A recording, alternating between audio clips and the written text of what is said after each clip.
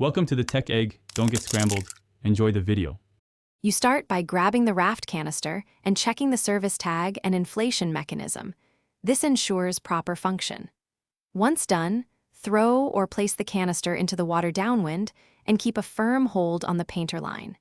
You must assign one person to deploy the inflation while others pull clear of entanglements and prepare boarding spots. Make sure to cut any obstructing ropes and work methodically so inflation runs without snagging and the raft orients away from hazards.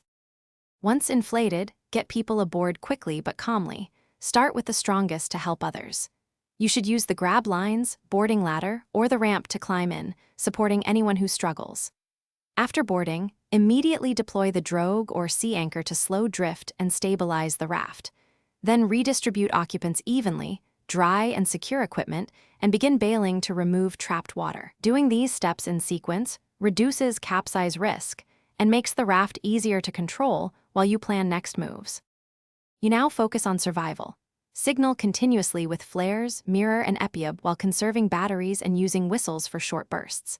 Ration drinking water and food, set a clear watch rotation, and improvise sun or rain shelter to prevent hypothermia or heat stroke.